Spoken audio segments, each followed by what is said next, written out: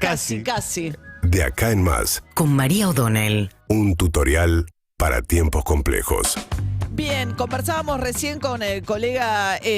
acerca chileno de lo que pasó en Chile. No es poca cosa para ver cómo andan también los electorados. En Chile, ver un triunfo del 35% de una fuerza de ultraderecha como es la fuerza de Kast, que ahora va a dominar la redacción de la nueva Constitución. Es una paradoja enorme que van a reformar una Constitución que es herencia de la dictadura de Pinochet, porque Pinochet, a diferencia de lo que pasó en la Argentina, donde después de la guerra de Malvinas los militares se fueron derrotados y así todo tenían mucho poder. Por eso los que vieron últimamente el tema del juicio a las juntas, que era en el año 85, habrán visto ahí también en la película reflejado que aún 2 años después de entrada a la democracia, el factor de poder de los militares seguía siendo fuerte. Pero así todo, el proceso argentino fue un proceso en el cual los militares se van derrotados. En Chile, Pinochet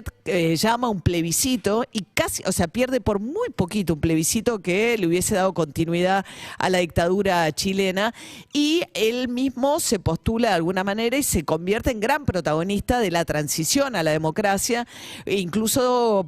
ocupando el rol de senador vitalicio en el Senado. Y como esa constitución era parte de ese legado pinochetista, en un momento el electorado chileno se propone reformar esa constitución girando hacia la izquierda de partidos no tradicionales, un proceso de protestas en la calle que termina con Gabriel Boric presidente, y en muy poquito tiempo, después de un primer intento fallido de una constitución que era muy progresista, van a un proceso que va a estar liderado por la extrema derecha. Kast es un aliado en la región, obviamente, de Javier Milei, de Bolsonaro, es ese tipo de expresión que vemos surgir como manifestación de la protesta. Y digo esto pensando en lo que está pasando obviamente en la Argentina. El fin de semana Santiago Fioriti escribió en el diario Clarín que Milei habría decidido ya quién va a ser su compañera de fórmula,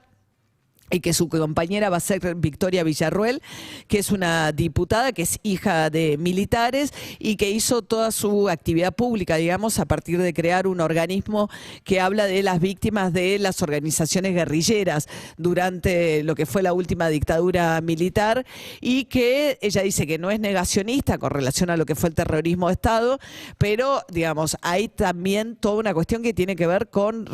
revisar consensos que venían muy digamos, establecidos, digamos, ¿no? Con relación a, en Chile era impensado que alguien que se reivindicara pinochetista 50 años después del golpe de Allende del 73 llegara a ganar una elección como la ganó Kast, la fuerza de Kast ahora. Bueno, de a poco empiezan a aparecer también estas expresiones de la mano de Milei en la Argentina. Un Milei que no hace pie en las elecciones provinciales. De hecho, ayer sumó una nueva frustración, en este caso con Martín Menem, que perdió, quedó tercero cómodo en La Rioja, denunciando fraude también a la manera de los Bolsonaro y los Trump, que no aceptan las derrotas electorales, que es otro rasgo de estas fuerzas antisistema, ¿no? que van surgiendo, y sobre todo lo que me preocupa es su costado más antidemocrático, además de las propuestas que tienen que ver con terminar con la escuela pública, con lo que tiene que ver con la compraventa de órganos, o las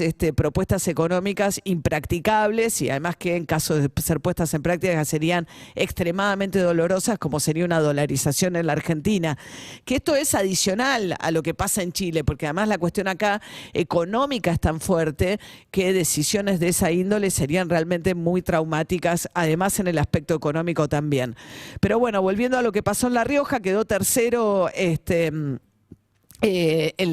Martín Menem, ganó Juntos por el Cambio en Jujuy, un triunfo importante para el radicalismo y para Gerardo Morales, porque logró imponer como sucesor a su ministro de Hacienda, Carlos Sadir. Ganó el oficialismo también en Misiones con Pasalacua, y en La Rioja fue reelecto el gobernador del Frente de Todos. Ganaron todos los oficialismos, va a haber más elecciones el domingo que viene. Hay 5 provincias que votan, la más importante es Tucumán por el caudal de electores que tiene para el domingo año que viene. Antes se va a conocer el número de inflación, pero decía que Milei en este contexto está dejando las luchas provinciales porque no logra llevarse, digamos, arrastrar cuando no está en la misma boleta, porque parte del efecto por el cual todos se despegan de la elección nacional, las distintas provincias, es en un escenario de tanta incertidumbre despegarse los candidatos nacionales. En ausencia de su nombre, Milei no logra arrastrar, salvo los poquitos lugares, y fíjense lo que eligió, va a ir a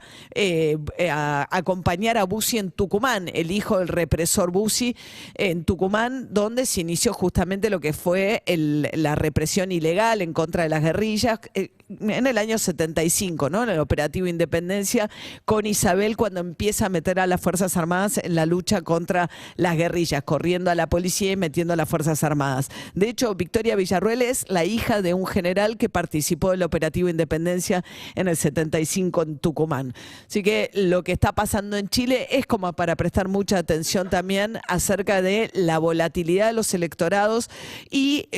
las opciones de negacionismos que tienen que ver con reivindicaciones de la última dictadura, que parecía que en tiempos de tanto tiempo después de 40 años tenemos nosotros recuperada la democracia, esas expresiones ya no iban a circular más y ahora se han vuelto extremadamente competitivas en un año en la Argentina en el que